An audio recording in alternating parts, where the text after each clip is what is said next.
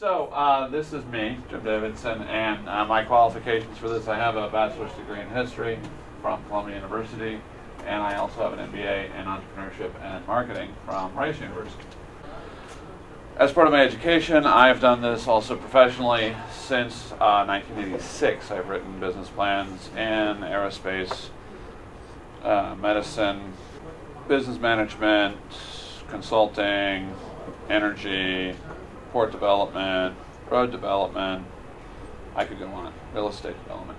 So I've written probably 250 plans, which altogether have raised somewhere on the close order of $500 million since 1985. So what is a business plan? Anyone? Go ahead, first. I'm guessing that it's a plan that shows how your business is going to operate and make money. Okay, that's a good idea. If you're going to have a business, plan to make money. Because if you plan to lose money, you'll probably succeed at that. And so if you want to have a plan to make money, then you want to think about the ways in which you spend money and the ways in which people pay for whatever it is that you're doing. No plan survives contact with the enemy.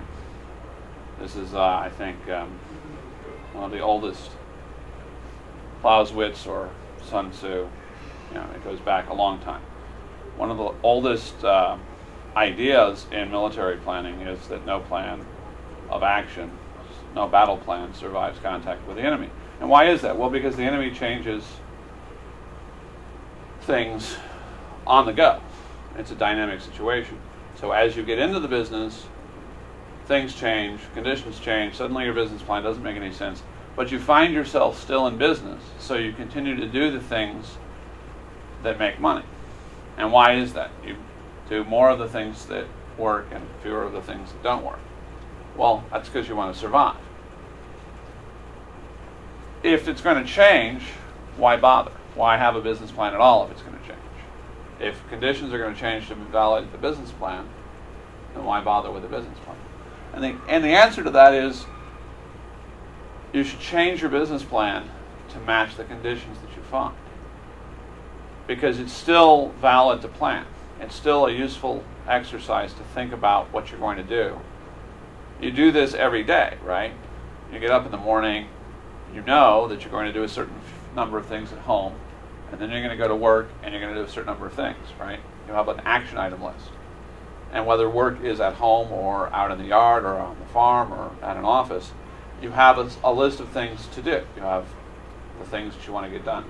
So if conditions change and someone makes a phone call and there's an emergency and you now have to go to the hospital to be with someone, that changes your whole list of actions. But it doesn't invalidate that you still have to do them. So it's a worthwhile exercise. And it's better once you get a moment to go through your list of things that you're going to do and update them. So that then the next day when you're not at the hospital, you have a plan that works.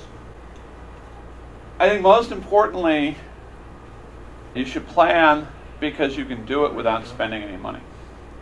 And one of the things that I find with people who start businesses, very frequently a restaurant, the first thing they do is they get a location. The second thing they do is they work on a menu. The third thing they do is they work on their initial marketing. And then they open the doors and then nobody shows up. And they have spent money on a location, they have paid rent, they have bought food, they have bought equipment, they have hired staff, they have paid marketing people, they have paid for advertising, and they have no revenues. And where was the plan? Well, the plan was way back at the beginning before you spent any of that money. And they didn't do that part. And that's why their business falls apart, because nobody shows up. And that's because the planning for that type of restaurant didn't match the market conditions, or the location sucked, right? And that's very often the problem. In real estate, and restaurant businesses are in a real estate situation. In real estate, it's very often the problem that location is the only thing that matters. And if your location is bad, then you're not going to get the business. Or you just didn't know that someone else was about to open a restaurant the same day or the same week, serving the same kind of food on the other side of town, and that's where people go, or that's where people were, and that's where your customers are. And you didn't know that because you didn't do any of the research into what the market was. So planning is free because it only involves your time, and you can only really afford to do the planning in your spare time anyway because you do something else for a living. So business planning is free, and most of the research for the business planning is free. You can just get on the web and look at other information, comparable business ideas in town. Who else is doing this? What's the industry like? Who are my competitors? Who are my suppliers? Am I in trouble because I only have one supplier? There's only one person in the whole world who supplies what I need to make this business work. That's a problem because they're going to have very high prices for you, and they're going to control what percentage of the market you can get. And then finally, the importance of a plan is to raise money. If you want to borrow money from a bank, if you want to get investors to invest money, if you're a charity and you want people to donate money, the first thing they're going to ask is, what's the plan? And the real question there is, do you have the confidence in this business idea to have already thought through what the plan to make money is? Because that's what they really want to see. They want to see a plan to bring a return on their investment. Or in the case of a charity, a plan to accomplish the goals of the charity. That's not the only thing they're going to be interested in. If you have a plan, that's like the starting point. Okay, you have a plan, so we don't ignore you out of hand. Do you have a team? Is there a team of people who are competent to implement this plan? Because if they're not, if there's not a team that can implement the plan, then the plan is no good. There's no point to it.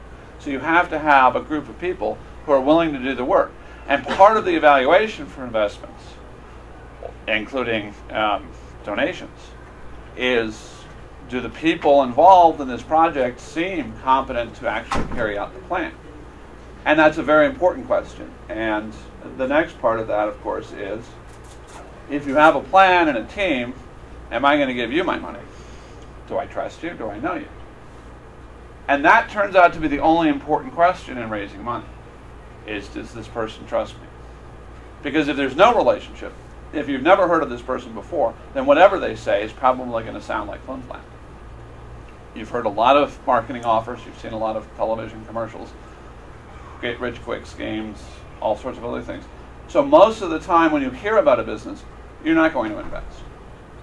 You invest because you have some sort of relationship of trust with a person. And if you're investing a lot of money, that's the only thing that really matters. The plan will be evaluated by somebody else on my team. I won't really look at the whole plan. I'll read the executive summary because that's my part. I want to understand the basic outline, but I'm not going to go through all the details. I'm not going to do the due diligence. I hire someone to do that because I've got the money to hire someone to do that. And he's only going to be looking at business deals of a certain size. I don't care about a business deal of $100,000 because it's not big enough to worry about. I'm only looking at $500,000 and above because I don't care about little tiny deals. It takes my due diligence guy just as much time to look at a tiny deal as to look at a deal that's big enough for my attention. So the only thing I care about is this person trustworthy? If I put $500,000 in the hands of these two people, are they going to fly to Tahiti and never speak to me again? Or are they actually going to do what they said they were going to do? And I understand that there's a risk of failure. I understand there's a risk that I won't get a return on my investment. That's part of investing. That's part of speculation. All sorts of investment activity involves risk. But are they going to make a good go of it? Are they going to really try, or are they going to turn tail at the first sign of weakness? So those are some of the reasons to have a plan. You want to have a plan because you want to raise money. You want to have a plan because you want to not lose your shirt. You want to have a plan because it doesn't cost anything to plan. So then, what are the elements of a business plan? I like to outline my business plans. This is an outline I was taught by a guy named Ed Rice, who taught at Rice University. And the first piece is the last piece you write. And it's called the executive summary. I already mentioned it. And what is this? It's 3 to 5 pages that summarize the idea, how you make money, who's involved, and what the proposition is, the value proposition. I'm going to give you $100,000, you're going to give me 20% of the company, and we're going to turn around in 5 years, we're going to be making $3 million a year, so you get 20% of that. That sounds like a deal. That sounds like I'm going to be making money. You'd think that the summary would be at the end, like every book that you've ever written or read. Well, in business, we do that at the beginning because the first 3 to 5 pages is all the decision maker is actually going to read. Number 2, business opportunity is the second part of your plan. And this is really what you write first. The executive summary, like I said, you write that last. The business opportunity is an explanation of why this is a deal.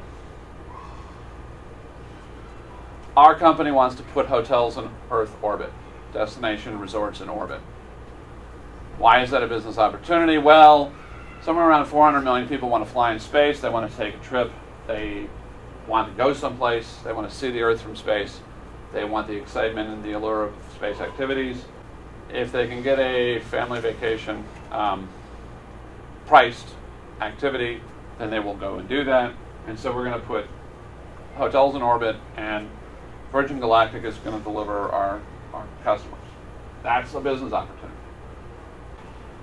What should be in a business opportunity? Basically, it's why is there an opportunity to make money? And that's the question you have to answer. It's why is there now an opportunity to make money that wasn't there before, or that I'm particularly suited to address, or that, I just want to do this. Okay, I want to open a restaurant to cook Thai food for people in Kansas City, Missouri.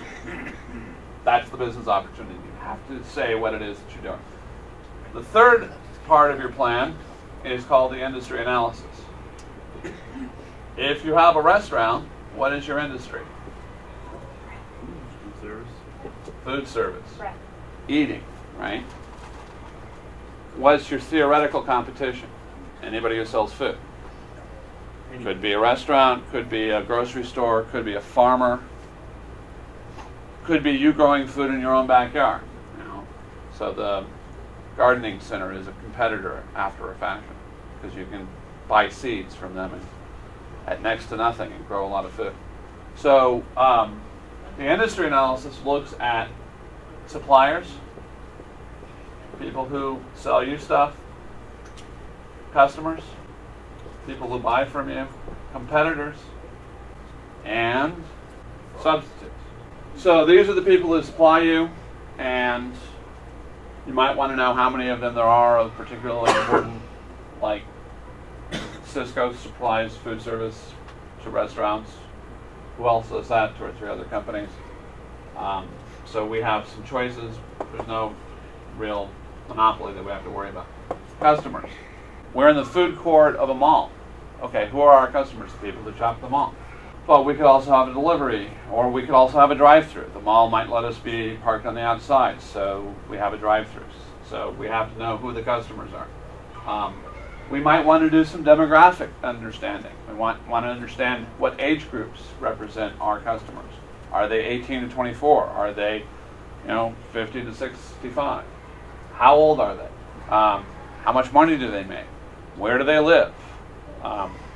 Why are they our customers and not somebody else's customers? Competitors. Who has what share of the market?